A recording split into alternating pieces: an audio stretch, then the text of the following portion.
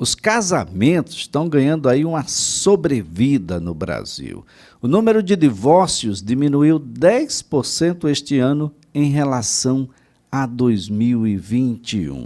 Mas o brasileiro sabe casar? O que é casar de fato, legalmente, como se diz na gíria, de papel passado? Sabe quais são os regimes de bens? Porque casamento lhe traz uma série de consequências patrimoniais e, principalmente, desfazer o casamento, aí é que as consequências patrimoniais aparecem assim, todas e de uma só vez.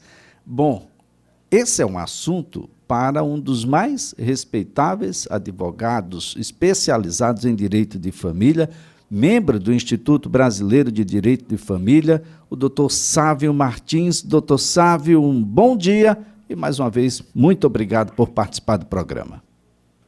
Bom dia, Elias, bom dia.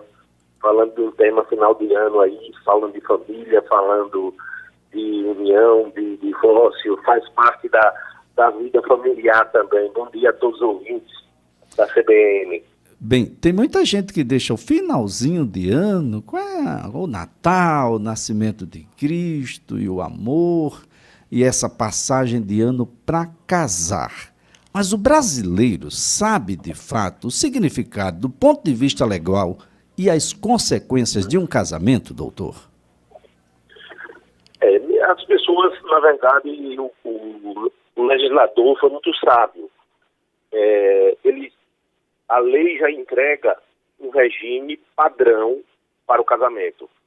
Se você não escolher o regime de casamento, o legislador já escolheu para você um regime de casamento que é bem justo, que é o da comunhão parcial. Então, assim, não optando por outro regime, que necessitaria uma escritura de pacto antenupcial, seria um pacto, uma escritura definindo como seriam a divisão dos bens, a lei já entrega, Elias, esse regime de comunhão parcial de bens. Bom, quantos regimes nós temos? O que diferencia um do outro, doutor? Bem, basicamente os principais são separação de bens, o pessoal também costuma chamar de separação total, mas a lei ela é bem clara, ele se chama separação de bens. Nesse regime, cada um já tinha os seus bens e após o vínculo matrimonial, após o casamento, os novos bens também serão individualizados, cada um tem os seus bens. Esse é o regime de separação. Comunhão, o próprio nome já diz. Comunhão é união. Então, tudo que existia e tudo que existirá futuramente será comum. Comunhão vem de comum, junto. Então, esse é o regime que era o regime antigo, né, para todo mundo. Até finalzinho da década de 70, comecinho da década de 80, com a mudança da lei, esse regime era o regime padrão da comunhão de bens, também conhecido como comunhão total. Falamos já da parcial, né? Que cada um tinha como patrimônio antes do casamento, pertence a cada um. E o que for adquirido na constância do casamento, durante o período de união, juntos, atenção, uma observação interessante. O meu regime é de comunhão parcial. Eu me separei de fato há 2 anos. A partir dessa separação de fato, já há um entendimento de que os bens adquiridos nessa fase já não entram mais na comunhão. É bem verdade que quando as coisas se regularizam e que são colocadas no papel, há maior segurança jurídica. Mas a partir da separação de fato, já rompe-se essa fase de patrimônio comum. Tem também um que é super desconhecido, eu mesmo nunca vi ninguém casar, que se chama participação final nos aquestos. muito incomum, que seria uma mistura da comunhão parcial com a separação. Bem separados, e ao final, o que eles constituírem em comum seriam divididos. Então, os aquestos, os bens acumulados, no final, havendo divórcio, se houver final, não é assim, se houver a ruptura da relação, esses bens seriam divididos.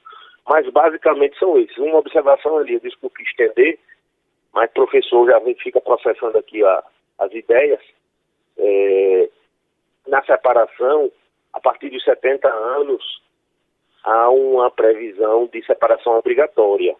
Era 60, subiu para 70. A separação obrigatória de bens, por conta da idade. Bem, casamos, escolhemos aí o regime de bens e estamos tocando a vida aqui, doutor. Mas olha, infelizmente já não é mais possível conviver, as variáveis da vida nos levaram a uma decisão que seria de interromper. Nós vamos agora, doutor, nos separar definitivamente. Divórcio, doutor. Como fazê-lo? Eu só posso fazer se for lá com o juiz, eu posso fazer num cartório. Como é que está atualmente a situação do divórcio no país? Está bem mais facilitado. Antigamente, Elias, não existia nem separação. Primeiro foi um desquite, que era uma separação que não era nem reconhecida legalmente. Depois veio a separação. Para se chegar no divórcio, tinha que se passar por uma fase de separação. O legislador entendia que as partes podiam voltar, então tinha uma fase intermediária.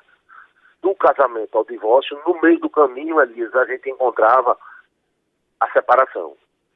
E era uma fase antes do divórcio. Realmente ela não fazia sentido e era muito burocrática. As pessoas tinham que se separar, depois, passado um tempo, chegar no divórcio. Ou converter, seria a conversão da separação em divórcio. Hoje está bem mais fácil, ela pode ser judicial ou extrajudicial. Quando a gente fala extrajudicial, para ser bem didático para os nossos ouvintes, as nossas entrevistas procuram sempre atender todos os nossos ouvintes, ora especialistas em direito, ora da área jurídica ou não. Extrajudicial, fora da justiça. É uma tendência mundial, Elias. O judiciário está perdendo espaço porque não dá conta do volume, não tem estrutura também, para os cartórios. Então, hoje, boa parte das situações negociais, contratuais, até mesmo separação judicial, inventário, pode ser feito em cartório, ou seja, extra, fora da justiça, extrajudicial. Então há essa facilidade, Elias, e não precisa mais. Você casou hoje, se quiser divorciar amanhã, a lei não obriga você a ficar casado como antigamente. Às vezes, você tem que esperar um ano para se divorciar, para acabar a relação. Agora não. Basta.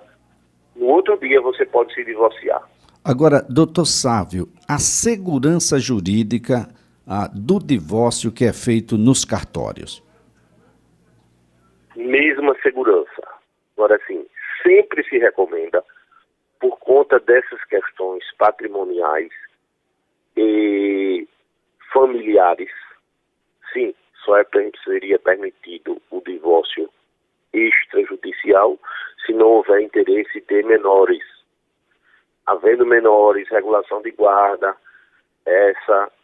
esse divórcio teria que ser judicial, porque há necessidade da fiscalização do Ministério Público, que é um órgão estatal incumbido por zelar pela lei, pelos menores, pelos os temas mais relevantes.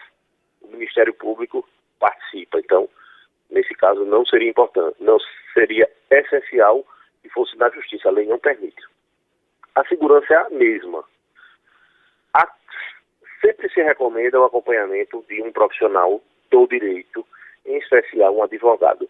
Aí não vai nenhuma observação para que haja reserva de mercado, Elias. É segurança para todos. Segurança para todos. E advogado especialista. Tem advogado civilista, penalista, tem advogado civil da área de família. Fica essa recomendação também. Bom, lembrar de que esses divórcios nos cartórios precisam ser consensuais, não é isso? Isso, perfeito. Observação importante. Se não tem litígio e não há interesse de menores nem de incapazes, obrigatoriamente, eu falei incapazes, Elias, mas não se assuste, com a aprovação do Estatuto do Portador de Necessidades Especiais, a gente também a sociedade chama portador de deficiência, mas não é o termo adequado. É possível casar, sim. As pessoas com necessidades especiais, hoje, elas estão equiparadas às pessoas normais. Em algumas situações, poderá ser exigido uma decisão apoiada. Ou seja, a pessoa manifesta sua vontade apoiada por outra e vai lhe ajudar, lhe apoiar nessa decisão. É uma previsão bem interessante. Fora disso, teria que ser judicial. Essa observação é importante também. Muito importante, doutor Sávio. Doutor Sávio, então, casamos, separamos. O ato da separação, do divórcio realizado no cartório, do ponto de vista prático, é demorado, doutor? Digamos, seria mais rápido do que num estágio da justiça, em um processo aberto, mesmo que consensual? Muito mais rápido. Eu acredito que, sim, os cartórios, tem vários tipos de cartórios, né? Cartórios de registro, ou tabelionato ou notas. Na verdade, esse divórcio no cartório é uma lavratura de uma escritura. É como se fosse a compra de um imóvel. Tabelião lava uma escritura e isso exige pouco tempo. Acredito que em 24 horas, 48 horas, se o cartório tiver disponibilidade e estiver com os documentos atualizados, a certidão de casamento tem que ser atualizada, tem que ter tirado uma nova certidão. Às vezes demora um pouco a questão patrimonial, porque tem que estar atualizado, IPTU, toda a documentação do imóvel, certidão de ônus, isso às vezes atrapalha um pouco. Ou quando alguém está com algum problema com o seu nome errado no CPF, sem o nome da mãe, o nome do pai errado, então às vezes precisa de algum ajuste na documentação pessoal. Comparando, só uma observação, Elias. O casamento religioso, que não tem nada a ver com o jurídico, com o casamento do Estado, ele pode ter efeitos civis, mas para isso você tem que dar entrada no cartório de casamento, no cartório de registro civil, antecipadamente. Aí, digamos assim, o padre ou o pastor ou o chefe religioso, ele vai substituir o juiz na celebração.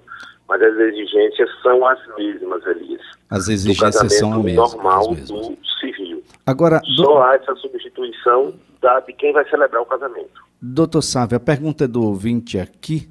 União estável é o mesmo que casamento? Não preciso fazer mais nada? Está tudo tranquilo? Ou eu posso já converter essa união estável em casamento? Boa pergunta.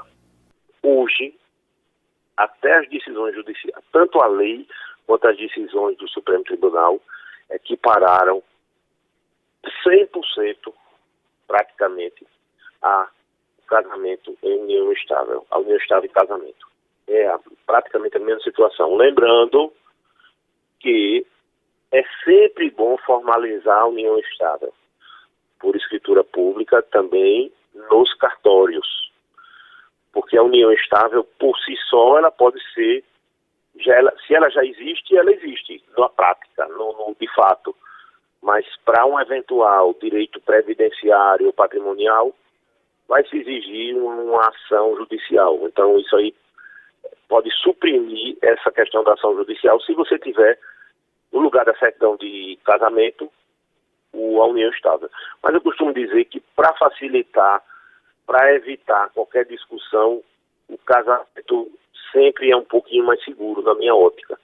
Fica inquestionável. A união estável pode ser questionada. Dizer, não, isso aí foi uma simulação, o cidadão ou a cidadã estava no final da vida, assinou essa declaração sem ler, nunca existiu essa relação e o casamento é muito difícil ser questionado. Fica essa observação. Mas os direitos são os mesmos. Atenção também, união estável, quando não há um pacto de união estável esclarecendo sobre o regime, presume-se que é a parcial. Então, quem vive em união estável está sob a égide das normas do casamento sob o regime da comunhão parcial. Essa observação é interessante. Muito interessante, doutor. Doutor, eu quero então aqui agradecer a sua participação. No momento oportuno, a pedido aqui do ouvinte, nós gostaríamos de falar um pouco sobre certidão de nascimento. Nós temos ainda muitos brasileiros que oficialmente sequer existem, pois não tem o documento mínimo, basilar, que é a certidão de nascimento. E o que fazer, né, nas situações as famílias, elas cresceram, né, doutor, sob o ponto de vista do conceito. A gente tem família de muitos, família de dois, família de um só, e essas famílias ganharam o direito de se multiplicar, seja pela adoção, seja pelo ato da própria mulher decidir que vai ter determinada criança sozinha e por meio da fertilização in vitro ou de outras formas de tê-la, e o documento basilar, aquele que dá origem a todos os demais, que é a certidão de nascimento. A gente pode ter um pai só, duas mães, dois pais, duas mães. Eu posso não ter o pai ou a mãe, porque a situação foi sozinha. Então é um documento que parece ser muito simples, mas ele gera uma importância, uma série de outros acontecimentos são totalmente dependentes deste, e a gente precisa mostrar um pouco mais, doutor Sávio. No momento oportuno, gostaria de contar com a sua participação também. Perfeito, Elias. A alteração de nome também já é possível direto no cartório. A gente pode falar sobre esse tema também. Eu queria desejar a todos os ouvintes um feliz 2023, já que a gente está falando em final de ano, em festas de final de ano e em casamento, que todos que estão nos ouvindo reflitam aí sobre suas relações e podem dar sempre uma chance. Mesmo sendo advogado de família, eu sempre sou um incentivador da união e da felicidade das pessoas em família. Um grande abraço a todos também que fazem a CBN. Parabéns por estar cada vez mais próximo da população. Doutor Sávio Martins, muito obrigado. Um feliz 2023 de muita luz, de muita saúde, de muita prosperidade. Doutor Sávio Martins, advogado especialista em Direito de Família, é membro do Instituto Brasileiro de Direito de Família.